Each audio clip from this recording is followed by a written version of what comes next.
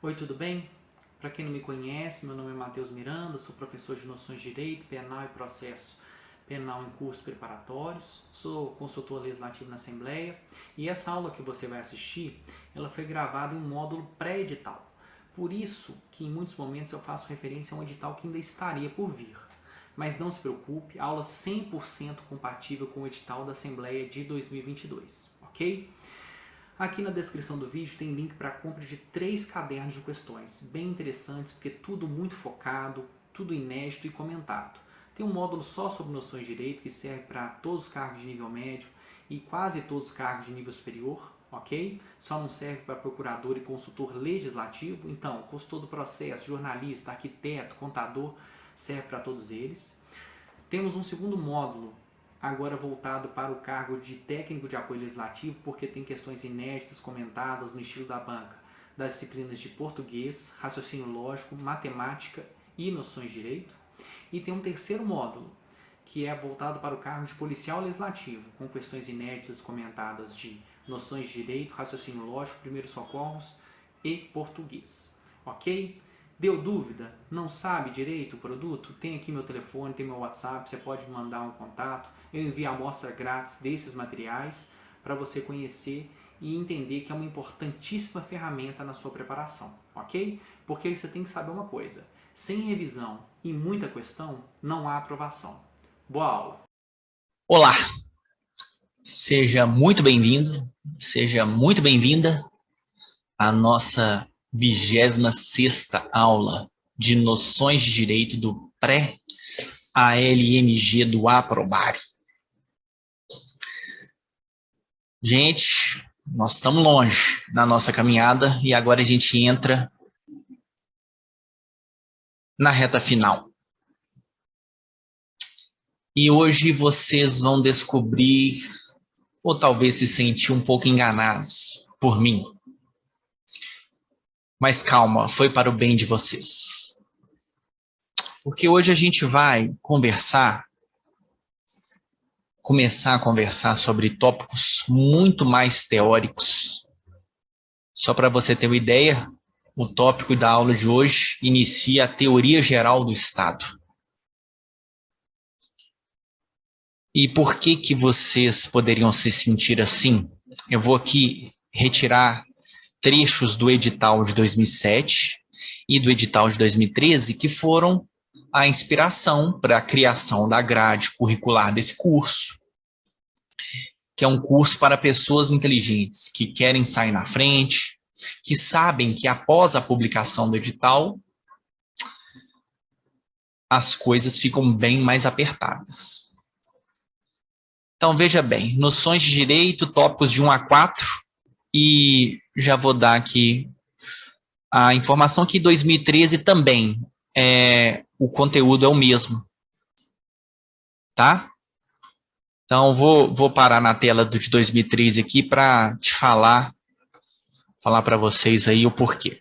Nós começamos pelo tópico 3, as nossas aulas. Poder Legislativo do Estado, organização e atribuições, deputados, mesa, comissões, processo.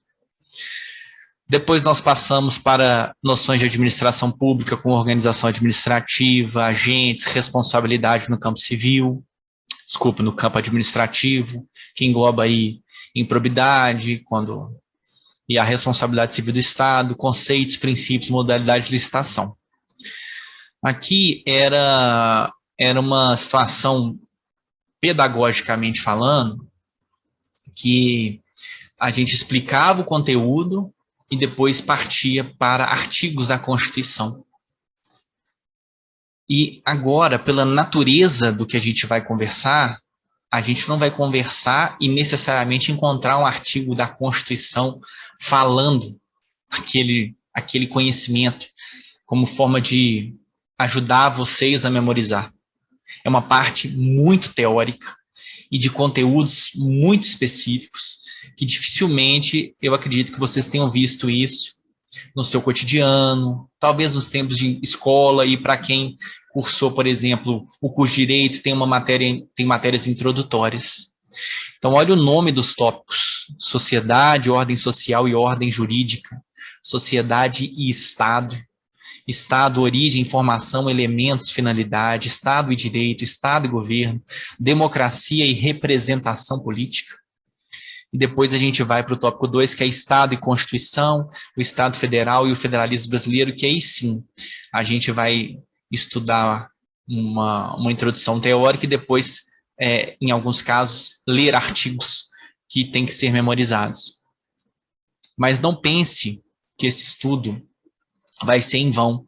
Que eu vou trazer aqui para vocês, por exemplo, uma das questões da prova de noções de direito, e isso aqui caiu para cargos de nível médio e nível superior. Tá? Questão 16. Olha só, sobre as teorias que buscam explicar a origem da sociedade. Olha, eu até coloquei aqui em destaque, origem da sociedade. Vamos bater isso com o edital. Olha só, sociedade e Estado, sociedade, ordem social. Então, vocês vão perceber que o estudo não vai ser em vão. Ele vai ser mais difícil, mas eu vou tentar, com toda tranquilidade, passar para vocês o conteúdo. Olha essa questão de 2013, considerando os elementos característicos da sociedade e do Estado. Então, aqui eu coloquei em destaque elementos característicos da sociedade e do Estado. Então, percebam que são matérias mais abstratas, tá bom? Então, aqui eu vou pedir para você deixar todo o seu, seus conceitos já pré-existentes, preconceitos, sobre suas convicções políticas, que talvez você pode acabar confundindo as bolas. Prepare sua mente, às vezes, para absorver um conteúdo que você nunca teve contato, mas que a gente vai deixar ele legal, ok? Você vai, pelo menos, além de se dar bem na prova, vai se tornar uma pessoa com mais conhecimento sob o ponto de vista histórico-político, ok?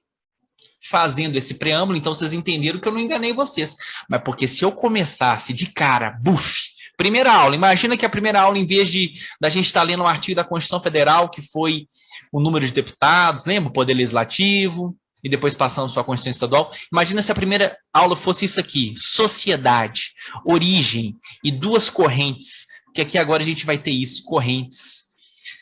E diferentemente, por exemplo, que na responsabilidade civil, não sei se vocês lembram que a gente estava falando sobre as circunstâncias que elidem a responsabilidade civil do Estado. Uma delas é o caso fortuito e a força maior, que tem muita teoria que diverge sobre o que é um, o que é outro, e lá a gente deixou de lado porque não nos interessava, você precisava saber, revisando, que os dois eram fatos imprevisíveis, fatos de grande magnitude. Aqui a diferença vai ser relevante e eu vou mostrar para vocês. Tá bom? Beleza? Então hoje a gente não se desespere que hoje na aula vai ser somente sociedade, origem.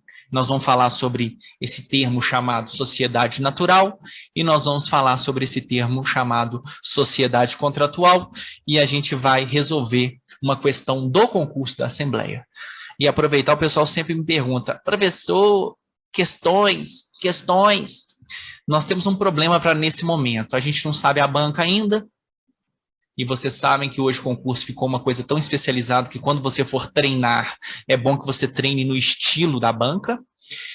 E segundo, questões específicas do concurso da Assembleia, nós tivemos 2 concursos dos últimos 15 anos. Não é um concurso que tem todo ano, não. Certo? Então, a desatualização das questões, ela acontece e eu não posso trazer aqui um exemplo para te confundir. Quando eu fui tentar adaptar uma questão aí, já deu um problema danado, porque, como vocês viram lá no mural, uma questão tem 2 respostas. Mas aquela foi uma questão que eu tentei adaptar para tentar aproveitar. Tanto é que ela tem um asterisco. Mas, se já está superado, está lá resolvido, tá bom? Então, nós vamos lá. Sociedade. Sociedade, a gente chama de sociedade quando a gente fala assim, fulano não deveria viver em sociedade. Então, a gente tem na cabeça que sociedade é um agrupamento de pessoas. Beleza? Então, considerando essa ideia de sociedade que a gente tem, sociedade que a gente vive, nós temos uma primeira teoria que busca explicar a origem da sociedade, a origem desse agrupamento. E a primeira teoria é chamada de sociedade natural. Perceba, o nome te ajuda. Sociedade natural, ela, em apertada síntese, ela nos fala que viver em sociedade é algo natural. E quando a gente fala que é algo natural, é que é da natureza humana. Primeiramente, você tem que saber, é a teoria com maior adeptos. Ah, esqueci de falar uma coisa. Esqueci de falar uma coisa, eu vou ter que voltar. Lá no edital, perceba a bibliografia, aqui embaixo, depois do tópico 4. Dalari e Dalmo de Abreu, 2013 e 2007. Dalmo, Dalari de Abreu. E percebam as anelas ali, de direito administrativo. Mas, então, eu utilizei bastante a bibliografia do Dalmo, Dalari de Abreu, tá bom? Então, voltando. Essa teoria da sociedade natural tem o maior número de adeptos. E o expoente, vamos dizer assim, a pessoa mais importante que a gente pode destacar nesse momento, que já lá no século IV a.C. já dizia sobre isso, é Aristóteles. Então você vai poder falar na sua discussão agora com os amigos, na mesa da família. Gente, o homem é um ser social. Aristóteles, já lá no século IV a.C., dizia isso. Pois bem, vamos lá. Aristóteles já concluía que o homem é naturalmente um animal político. Naturalmente ele vive em sociedade. Para Aristóteles, somente indivíduos de natureza vil, pessoas vis ou pessoas superiores, viveriam isolados. A grande massa, quem não é vil e quem não é ser superior, tenderia a viver em sociedade de forma natural. Perceba que nessa teoria, as necessidades materiais não são os motivos determinantes por si só para se viver em sociedade. Haveria uma disposição natural do homem para a vida associativa.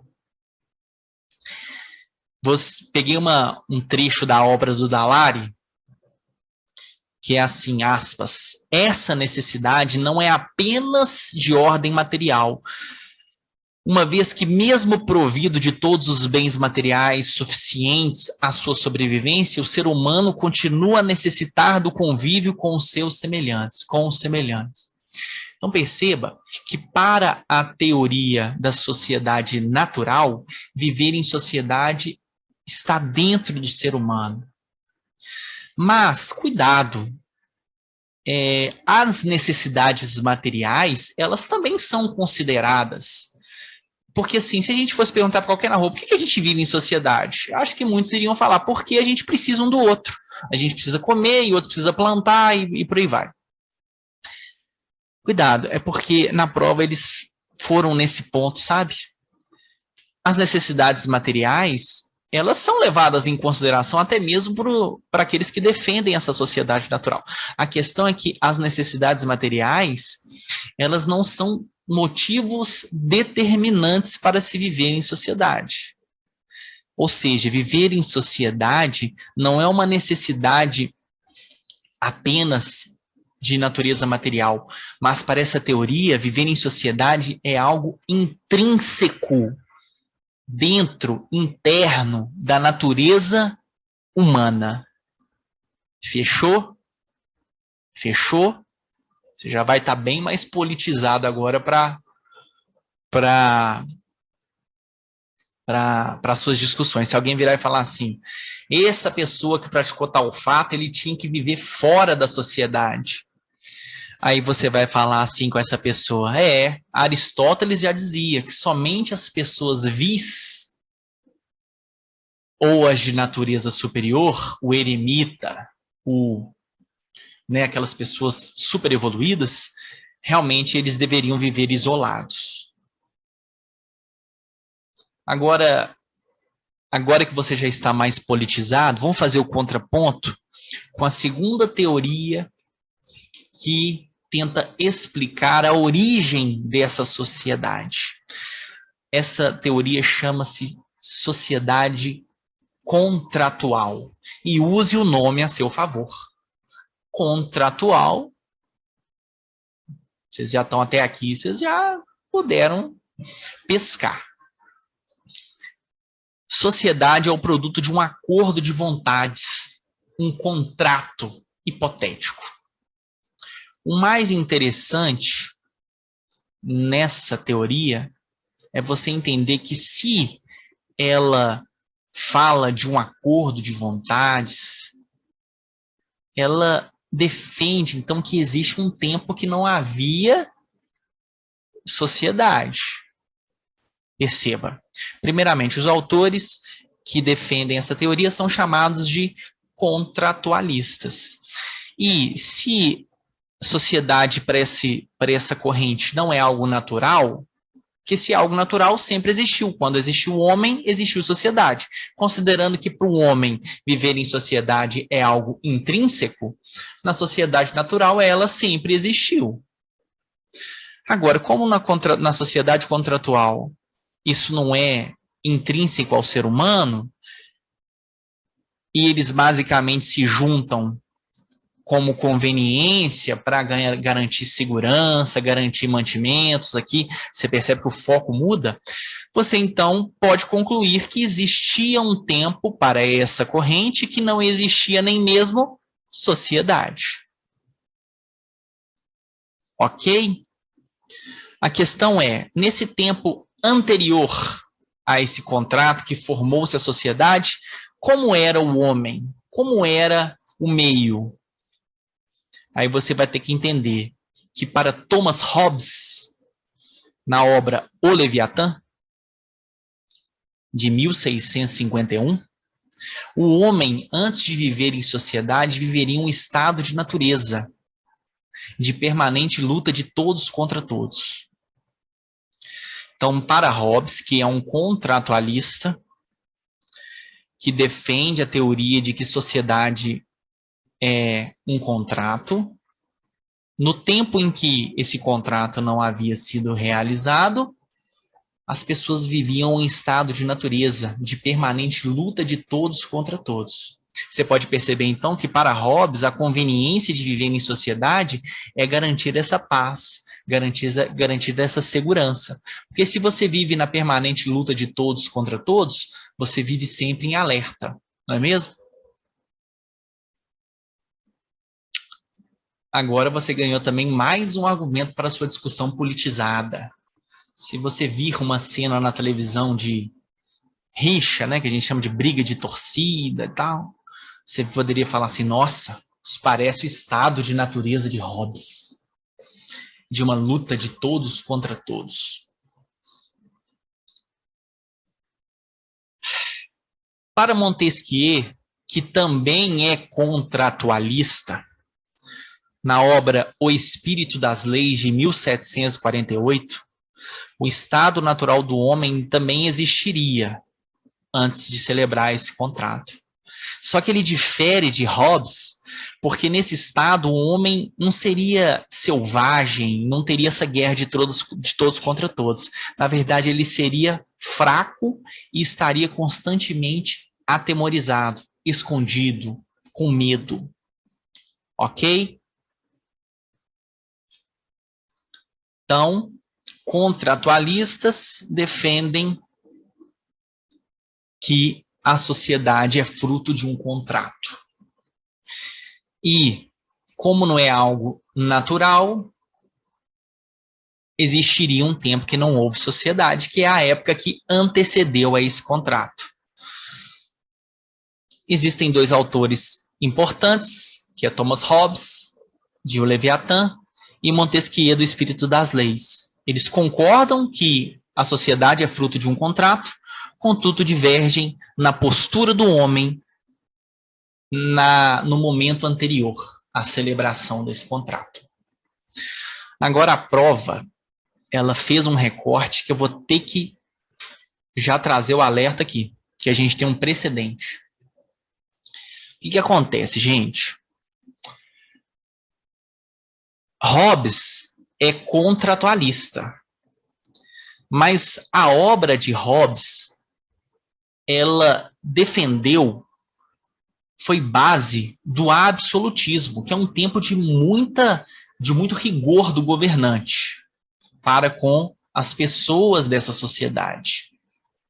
Esse governante era representante de Deus na Terra. Lembra do Estado absolutista?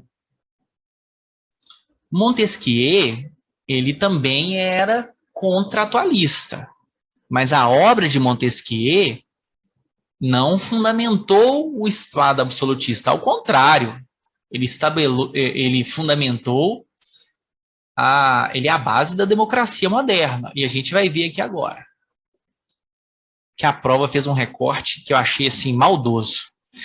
Ela te induzia dizendo que Hobbes era contratualista, aí você já sentia aquela segurança, e disse que no final que ele fundamentou a democracia. Olha só, cuidado, a obra de Thomas Hobbes fundamentou governos absolutistas. Antes da gente ler Dallari falando sobre Hobbes, olha a capa do livro, que a obra chama Leviatã. Leviatã é o Estado Todo-Poderoso. Perceba o tamanho do rei, que está com a espada, o poder, né, coercitivo, na mão direita. Olha o tamanhozinho dos cidadãos ali, estão numa cidadezinha. O Leviatã, o Estado é grande, o representante ele é soberano.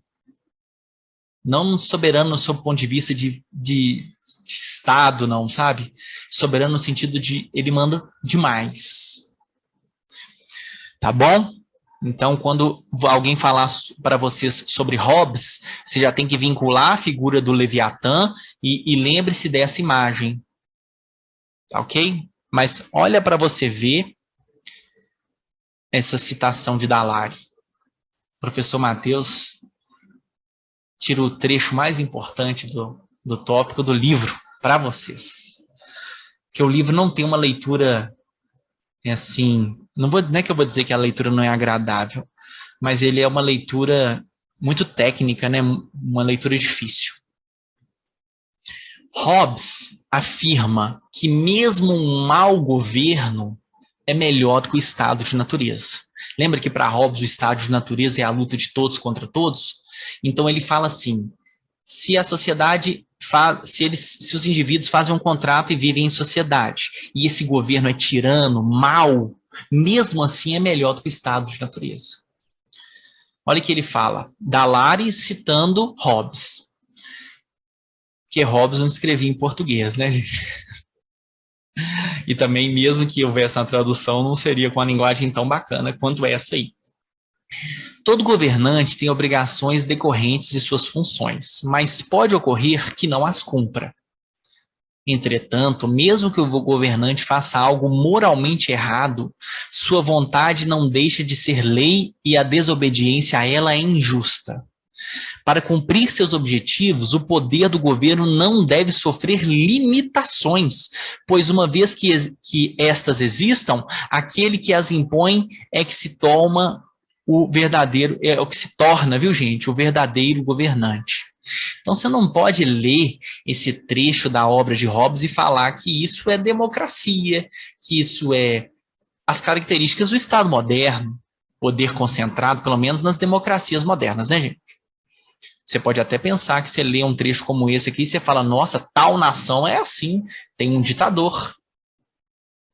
O poder da pessoa é ilimitado. Ok? Fazendo esse recorte, vamos ver que Hobbes, já a obra de Hobbes fundamentou a teoria dos três poderes, a divisão dos poderes em legislativo, executivo e judiciário. Quando você tem a divisão dos poderes, Você claramente está diminuindo a possibilidade de concentração de poder em uma pessoa, porque um poder entra no meio do outro. Lembra quando a gente falou da função típica da Assembleia, digo, do Poder Legislativo Estadual, de fazer leis e fiscalizar o Executivo? Lembra que às vezes faz a lei, manda para o Executivo veta e a Assembleia derruba o veto? Você lembra que por causa de ser norma constitucional, as emendas à Constituição nem mesmo são levadas ao crivo do governador? Isso dificulta a concentração de poder e tende a ter uma sociedade mais justa. Submissão do governante aos ditames da lei. Você consegue ver na obra de Hobbes esse governante sendo submisso à lei? Não, ele é a lei. O Estado sou eu, já dizia um rei famoso. Representação popular, se um dos poderes é o legislativo e o outro é o executivo, e há alternância do poder, você pode linkar representação popular com a obra de Montesquieu. Freios e contrapesos, crítico do absolutismo, e ele possui, então, o ideal de democracia. Então, não é porque Montesquieu e Hobbes são contratualistas, que refere-se à origem da sociedade, que eles concordam sobre a forma de condução do Estado. Cada um tem uma visão completamente diferente um do outro. Não é verdade? Então, agora vamos para a pergunta. Sobre as teorias que buscam explicar a origem da sociedade. Concurso 2007. Assinale a alternativa correta. As afirmações do filósofo Aristóteles, segundo as quais o homem é um animal político e só um indivíduo de natureza vil ou superior ao homem procuraria espontaneamente viver isolado, ilustram a teoria do contratualismo. Aqui o examinador tentou te enganar, e eu não sei se eu já falei aqui nas minhas aulas, gente, que eu converso com tanta gente. Vocês sabem que vocês podem me procurar, então eu acabo conversando com tanta gente. Eu já fui examinador, eu já fui elaborador de prova de concurso dos concursos de formação média e superior da Polícia Militar. Então a gente acaba aprendendo a fazer prova. Fazer prova não é tão fácil quanto você pensa, não. Você tem que pensar no aluno que vai recorrer, você tem que pensar nas teorias. Fazer um recorte aqui, um parênteses. Por que você acha que é muito melhor para a banca fazer questão com o texto da lei? Porque aí não tem como brigar. Aí não tem como, a chance de anulação é menor. Lá na comissão da PM, a gente tinha a meta anulação zero, porque a anulação pega mal para o concurso, né? Então, vamos lá. O que o examinador tentou aqui foi usar aquela estratégia de falar várias informações verdadeiras para o candidato assodado.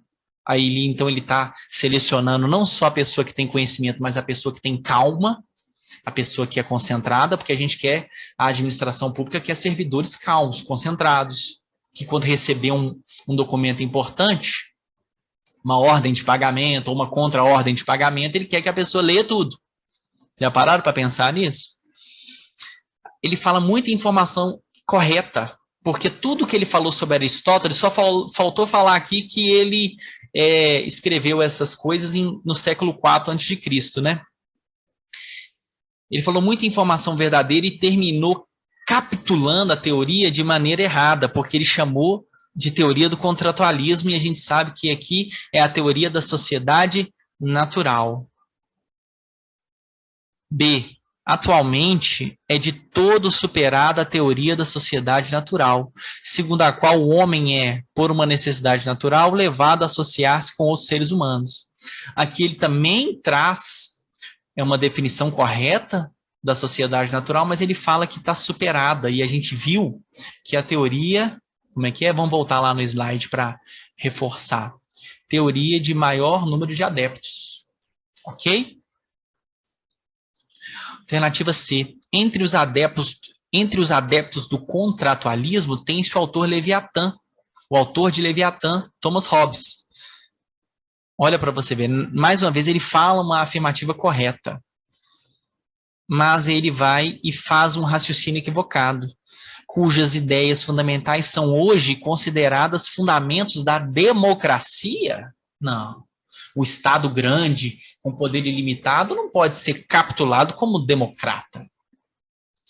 E a alternativa D, que também é uma alternativa complicada.